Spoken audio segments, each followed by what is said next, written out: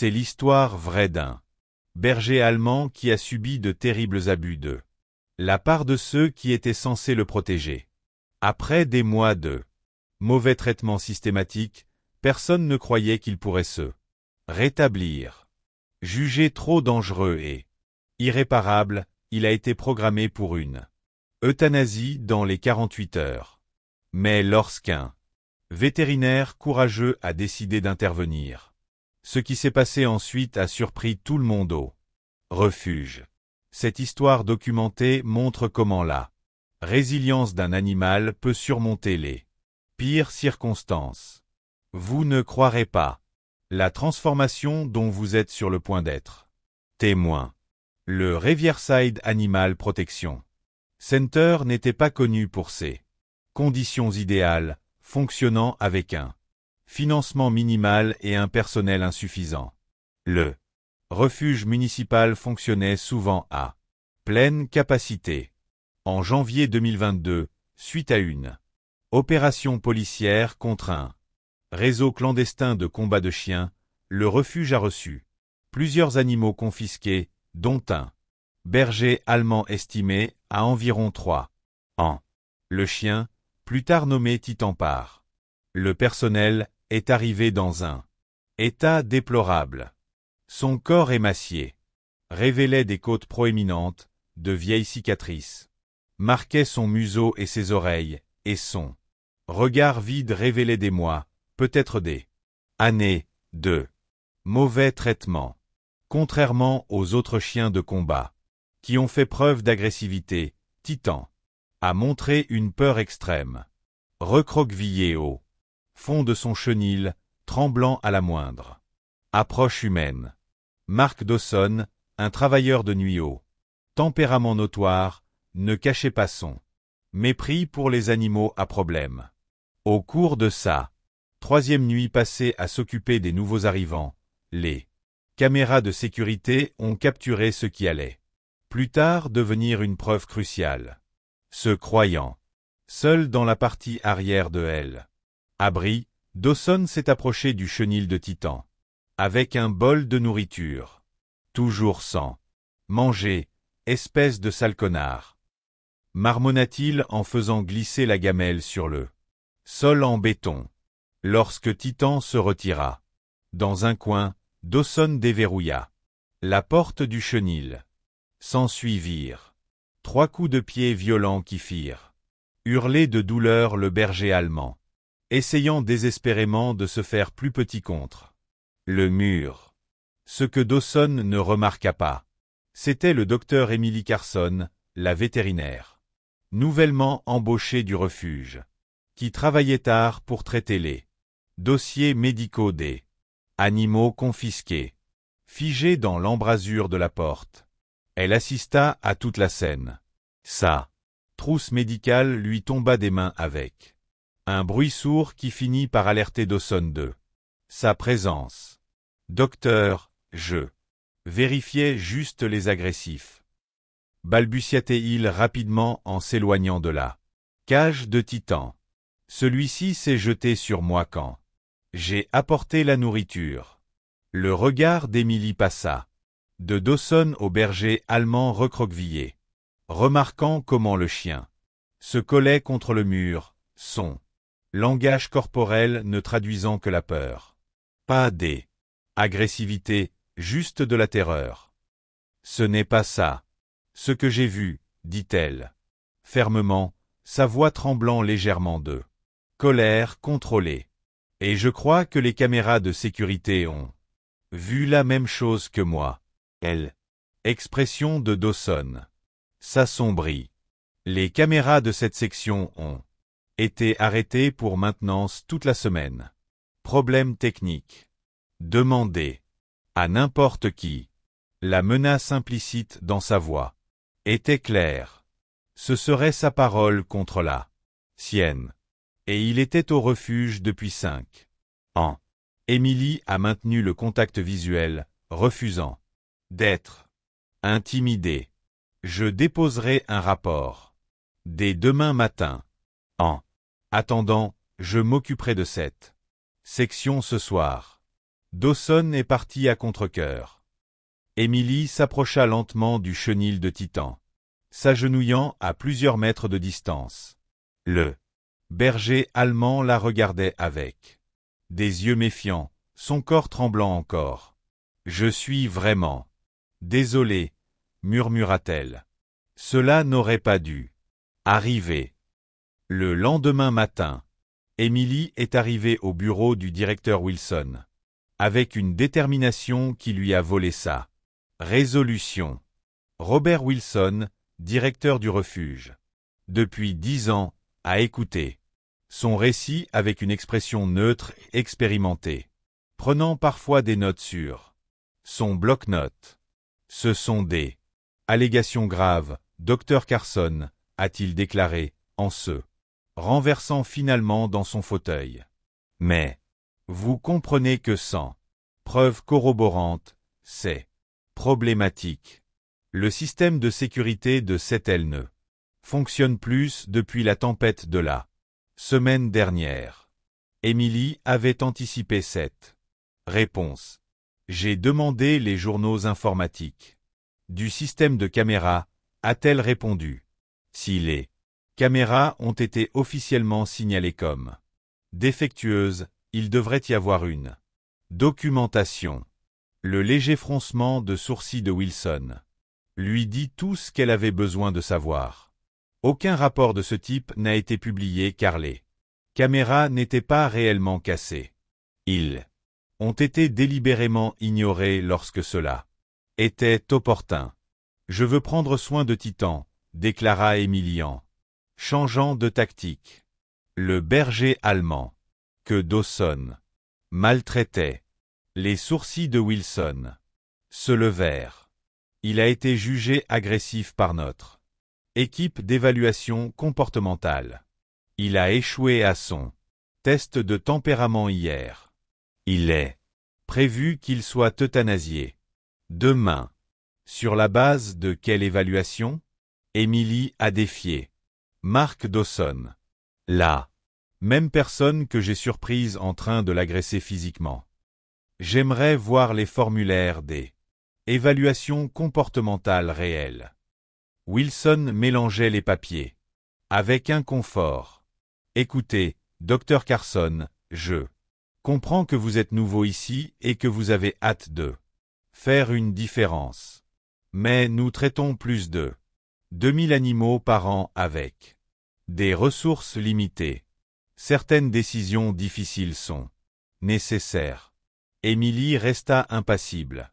Je demande officiellement une famille d'accueil temporaire pour Titan, avec effet immédiat, conformément à la politique du refuge. En tant que vétérinaire, je suis autorisé à faire cette demande. Je remplirai tous les documents nécessaires. Aujourd'hui, Wilson l'étudia pendant un long moment. Vous devez savoir que Mark Dawson a beaucoup d'amis ici. Le dernier employé qu'il a croisé a été muté assez soudainement. Est-ce une menace, directeur? Wilson. Juste une observation amicale, répondit-il. Doucement. J'approuverai votre demande d'accueil. Mais l'évaluation comportementale reste valable. Vous aurez 2 semaines pour montrer une amélioration, sinon l'ordonnance d'euthanasie restera en vigueur. Alors qu'Emily quittait le bureau de Wilson, Maria Gonzalez, une jeune technicienne de chenil, lui emboîta le pas. J'ai entendu dire que tu emmenais le berger allemand, murmura-t-elle en jetant un coup d'œil nerveux autour d'elle. J'ai aussi vu Dawson avec d'autres animaux, pas seulement celui-là. Pourquoi personne ne l'a signalé? L'appartement d'Emily n'était pas idéal pour un gros chien. Un modeste appartement d'une chambre au 2e étage. Sans accès à la cour, mais il était sécurisé. Et surtout sûr. Elle avait acheté à la hâte des fournitures de base, une caisse avec un lit moelleux, des bols de nourriture et d'eau, des croquettes de haute qualité et quelques jouets qui resteraient intacts pendant des semaines. Amener Titan du refuge à Sa voiture avait été assez difficile. Il s'était figé à la sortie de l'abri, obligeant Émilie à transporter les 70 livres de sa silhouette en sous-poids jusqu'à son véhicule. Maintenant à la porte de son appartement, il refusait de bouger à nouveau, tremblant si fort que ses ongles claquaient contre le parquet. « C'est bon, » répéta-t-elle.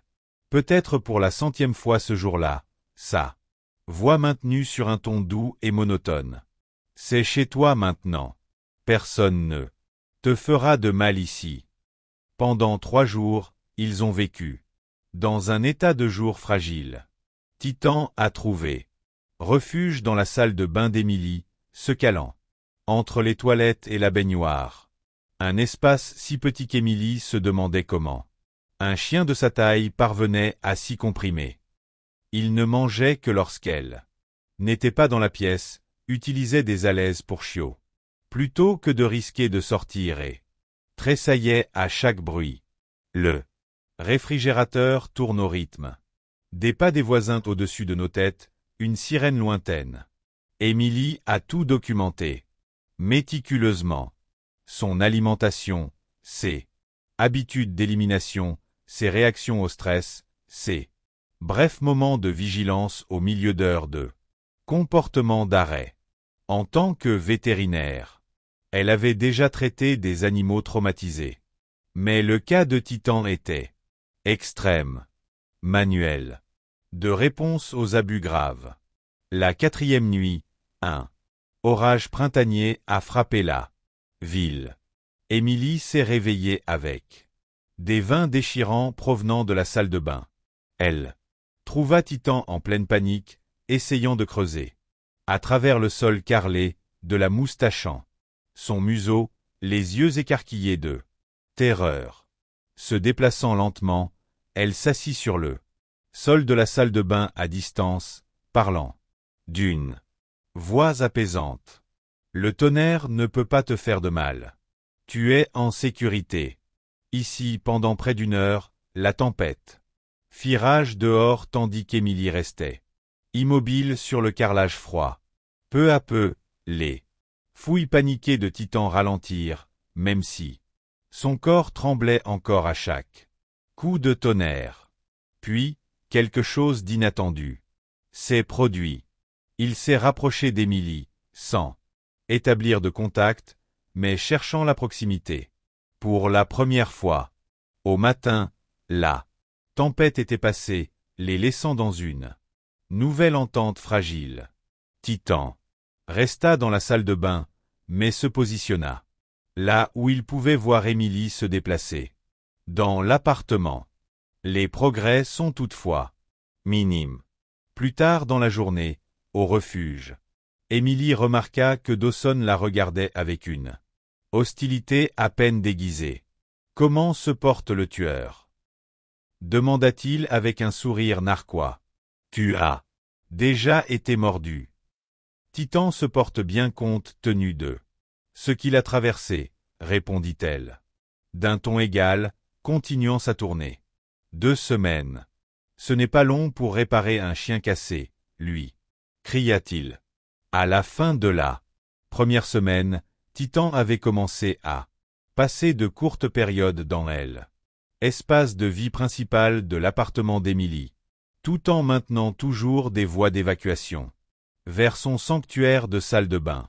Il mangeait désormais avec Émilie dans la pièce, bien qu'à distance, et avait commencé à s'intéresser à son environnement. De brefs moments de comportement canin normal, entrecoupés d'heures d'hyper vigilance. La documentation d'Émilie était devenue très vaste. Des vidéos quotidiennes montrant des améliorations subtiles, des notes comportementales détaillées, et une consultation avec le docteur Ramirez, un comportementaliste vétérinaire, spécialisé dans la réhabilitation des chiens de combat.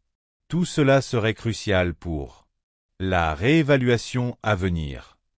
Il fait preuve d'une résilience remarquable, a observé le docteur Ramirez lors de leur consultation vidéo. Mais 2 semaines constituent un délai déraisonnablement court.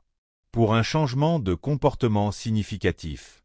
Dans un cas aussi grave, êtes-vous sûr de ne pas pouvoir obtenir une prolongation?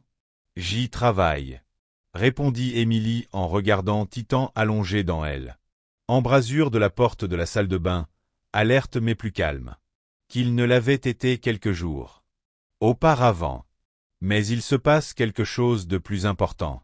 Dans ce refuge, les abus sont systématiques. Documentez tout, a conseillé Ramirez. Et sois prudent. Les personnes qui maltraitent les animaux n'hésitent souvent pas à menacer les humains qui les dénoncent. L'avertissement s'est avéré prémonitoire. Ce soir-là, Émilie rentra chez elle et trouva la porte de son appartement légèrement entr'ouverte. Le cœur battant, elle cria le nom de Titan en entrant prudemment. L'appartement avait été fouillé, les tiroirs ouverts, les papiers éparpillés, mais rien ne semblait manquer. Plus important encore, Titan est sorti de sa cachette sous son lit, secoué mais physiquement indemne. Une note était posée sur le comptoir de la cuisine. Reculez ou la prochaine fois le chien disparaîtra. Émilie a immédiatement appelé la police, puis a contacté Maria du refuge. Ne viens pas demain, prévint Maria. Dawson se vantait de t'avoir donné une leçon. Il est au courant pour les images. L'agent James Bennett a pris le rapport d'Émilie avec le sérieux qui lui est dû, surtout après avoir visionné certaines des images du refuge fournies par Maria. Cela va au-delà de la cruauté envers les animaux, a-t-il noté. Effacement, menaces, possible complot. Je ferai contrôler votre appartement régulièrement par une voiture de patrouille. Et Titan. Émilie a demandé. La réévaluation aura lieu dans 6 jours. Si je ne peux pas prouver qu'il est réadaptable, je procéderai étape par étape, conseilla Bennett. Assurons d'abord votre sécurité immédiate. Cette nuit-là, alors qu'Émilie se préparait à se coucher, un événement sans précédent se produisit. Titan, sentant sa détresse, s'approcha volontairement pour la première fois, pressant brièvement son corps contre sa jambe avant de se retirer à une distance confortable. Enquête progressa à une vitesse inattendue. Lundi matin, les autorités de l'État étaient intervenues au refuge de Riverside, saisissant les dossiers et les systèmes informatiques. Mark Dawson ne s'était pas présenté à son service, prévenu de la descente imminente. Le directeur Wilson, quant à lui, se retrouva face à une équipe des enquêteurs aux questions embarrassantes concernant des formulaires de plainte manquants, des dossiers d'euthanasie falsifiés et des images de vidéosurveillance qui avaient disparu. Après le signalement des incidents, Émilie suivait la situation depuis chez elle, poursuivant la réadaptation minutieuse de Titan, tout en fournissant des déclarations et des preuves aux enquêteurs. Les progrès du berger allemand restèrent lents mais constants. Il s'approchait alors d'elle volontairement pour de brèves périodes d'interaction, avait commencé à manger un jouet alimentaire qui stimulait ses capacités de résolution de problèmes et s'était même aventuré sur le balcon de l'appartement. Pendant de courtes périodes, l'agent Bennett est venu régulièrement nous rendre visite pour nous tenir au courant. Dawson a disparu, a-t-il rapporté lors des une de ses visites. Mais nous avons identifié au moins 3 autres employés impliqués dans les abus ou la dissimulation. Plusieurs anciens membres du personnel se sont manifestés depuis que l'histoire a éclaté. L'histoire avait en effet éclaté au grand jour. La couverture médiatique locale s'est étendu aux nouvelles régionales à mesure que l'ampleur des allégations est devenue évidente. Des dizaines d'animaux potentiellement maltraités, des évaluations comportementales falsifiées conduisant à des euthanasies inutiles, un détournement de fonds de refuge et une intimidation systématique du personnel qui a exprimé des inquiétudes. Maria était devenue un témoin clé, fournissant aux enquêteurs des dossiers méticuleux qu'elle avait conservés secrètement pendant des mois. J'aurais dû faire quelque chose plus tôt, a-t-elle avoué à Emily lors d'un appel vidéo. Mais j'avais peur de perdre mon travail. Beaucoup d'entre nous étaient. Tu as fait quelque chose au moment le plus important, lui assura Emily. Jeudi matin, Emily a reçu un appel de Sandra Phillips, la nouvelle directrice intérimaire du refuge du comté. Dr Carson, j'ai examiné le dossier de Titan.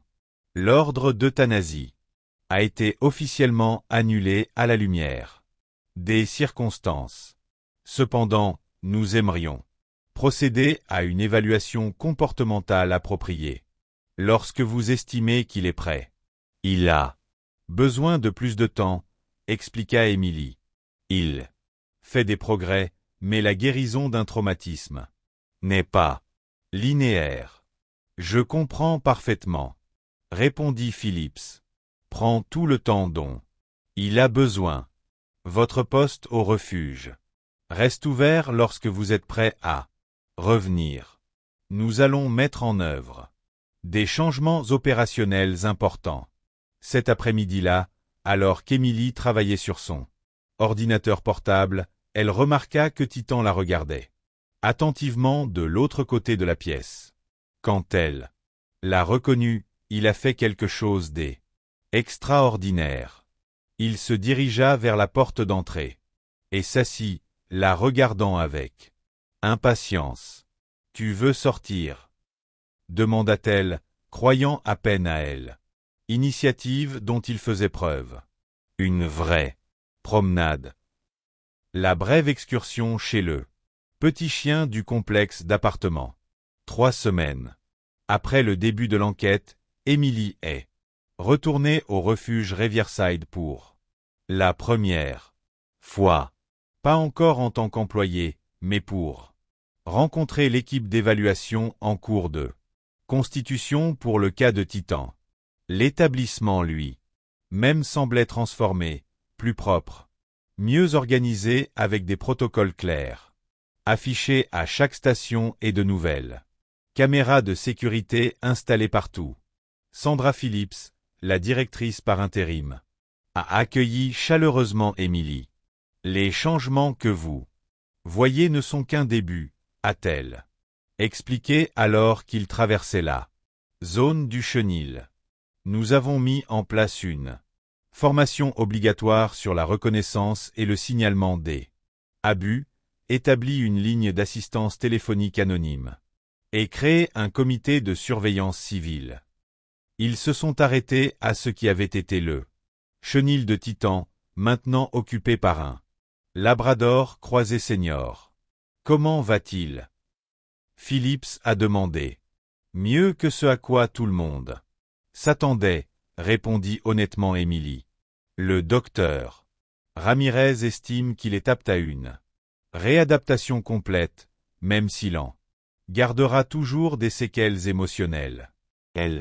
L'équipe d'évaluation comprenait des comportementalistes vétérinaires, des dresseurs spécialisés dans les cas de traumatisme et des membres de la direction du refuge. Leur approche était d'une rigueur rafraîchissante. Ils ont examiné le dossier détaillé d'Emily, consulté des spécialistes et élaboré un plan personnalisé pour la poursuite du rétablissement de Titan. Nous recommandons que son cas soit documenté à des fins de formation, a expliqué le docteur Morgan, comportementaliste principal. Des histoires comme celle de Titan peuvent contribuer à changer la façon dont le secteur traite les animaux traumatisés. En rentrant chez elle, Emily a imaginé des possibilités qui n'existaient pas quelques semaines auparavant. La procédure judiciaire contre Dawson et ses complices se poursuivait, et de nouvelles accusations étaient déposées à mesure que de nouvelles preuves apparaissaient. Le refuge lui-même était en pleine réforme sous la direction de Phillips. Plus important encore, Titan et les autres animaux à risque avaient reçu la seconde chance qu'ils méritaient. À la maison, elle trouva Titan qui l'attendait près de la porte, un comportement qui était devenu sa nouvelle norme, signe de sa sécurité croissante dans leur relation. Leur promenade de l'après-midi les a conduits dans un parc tranquille où, à une distance sûre, le berger allemand a observé d'autres chiens, sans les réactions de peur extrême qu'il avait montrées au départ. Le docteur Ramirez pense que tu seras peut-être prêt pour une socialisation bien gérée, lui dit Emily alors qu'il se reposait sous un arbre. Un pas à la fois, mon pote. Ce soir-là, alors qu'ils prenaient leurs habitudes, le téléphone d'Emily sonna. C'était l'agent Bennett. Encore une fois, mais cette fois, sa voix annonçait une bonne nouvelle. Nous avons retrouvé le propriétaire initial de Titan, annonça-t-il avant que le ring ne s'empare de lui. Le cœur d'Emily se serra. Un instant. Devrait-elle, elle, abandonner alors qu'il commençait à s'épanouir? Bennett poursuivit, il s'appelait Max à l'origine. Il appartenait à un vétéran âgé nommé Thomas Warren, qui l'avait signalé volé il y a 18 mois. Warren est décédé 3 mois plus tard. Sa fille, 6 mois après elle. Enquête qui a transformé le Riverside Animal Protection Center. Emily se tenait dans la salle de formation récemment rénovée du refuge, regardant Max démontrer des progrès remarquables. Le berger allemand, maintenant un poids santé avec un pelage brillant, a exécuté calmement les ordres d'obéissance de base tandis qu'un petit public de personnel du refuge l'observait. Max représente ce qui est possible avec une rééducation appropriée, a expliqué Emilio. Groupe de nouveaux bénévoles. À son arrivée, il a été jugé inadoptable et elle. Euthanasie était prévue.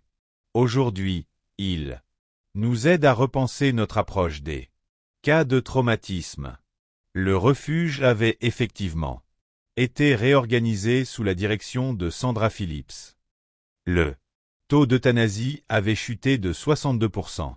Le turnover du personnel avait considérablement diminué et le soutien de la communauté avait fortement augmenté grâce à des réformes transparentes. Plus important encore, un nouveau programme de réadaptation, financé en partie par des subventions qu'Emily avait contribué à obtenir, offrait des soins spécialisés aux animaux présentant des troubles du comportement. Dr Carson, pourriez-vous expliquer comment le cas de Max a influencé les changements de politique? Demanda Phillips, qui avait participé à la formation. Emily hocha la tête et tapota le flanc de Max tandis qu'il s'appuyait doucement contre sa jambe, bien loin de elle. Animal terrifié qui autrefois craignait le contact humain. Max nous a appris que les évaluations comportementales standards ne faisaient souvent pas la distinction entre les réactions de peur et la véritable agression. Les animaux qui réagissent à un traumatisme peuvent présenter des comportements qui semblent dangereux, mais qui sont en réalité des mécanismes de survie. Les conséquences juridiques de l'enquête ont été tout aussi transformatrices. Mark Dawson a été condamné à 2 ans de prison pour cruauté envers les animaux et accusations connexes. L'ancien directeur Wilson et 2 autres employés ont été condamnés à une peine de probation et à des travaux d'intérêt général pour leur rôle dans l'encouragement des abus. Plus important encore, cette affaire a donné lieu à des Révision des protocoles d'hébergement à l'échelle de l'État. 1. Nouvelle législation étant en attente pour renforcer la surveillance. Après la séance de formation, Émilie et Max se sont dirigés vers leur rendez-vous hebdomadaire, non pas dans une clinique vétérinaire, mais au Riverview Rehabilitation Center, où Max terminait sa certification en tant que chien de thérapie. Ironie n'a pas échappé à Émilie. Le chien autrefois considéré comme trop dangereux pour être adopté, aidait désormais les patients traumatisés à se rétablir. Voilà notre équipe préférée. A salué le docteur Mélissa Chen, directrice du sang. Nous avons quelqu'un de spécial à vous présenter aujourd'hui. Ils la suivirent jusqu'à une cour calme où un jeune homme était assis dans un fauteuil roulant, l'air réservé. C'est Jason, expliqua le docteur Chen. Ancien marine aux prises avec un syndrome de stress post-traumatique. Jason, voici le docteur Carson et Max. Émilie remarqua le changement immédiat dans le comportement de Max, les changements subtils de posture et d'attention qui indiquaient son intuition croissante sur les besoins humains. Sans qu'on le lui demande, le berger allemand s'est approché de Jason avec précaution, s'asseyant calmement à côté du fauteuil roulant et posant doucement sa tête sur le genou de l'homme. C'était un chien militaire, demanda Jason en touchant avec hésitation la tête de Max. Non, répondit Émilie. Mais il comprend le traumatisme. Il a lui-même traversé la guerre. Quelque chose dans cette explication a résonné chez Jason. Pour la première fois, depuis leur arrivée, son expression réservée s'adoucit. Oui, dit-il doucement. Si cette histoire vous a touché, abonnez-vous à la chaîne et laissez un j'aime. Partagez-le avec quelqu'un qui aime les histoires inspirantes et aidez-nous à diffuser des messages de courage et d'espoir. N'oubliez pas que lorsque nous nous opposons aux abus et donnons aux animaux la chance de guérir, ils peuvent transformer non seulement leur propre vie, mais aussi la nôtre.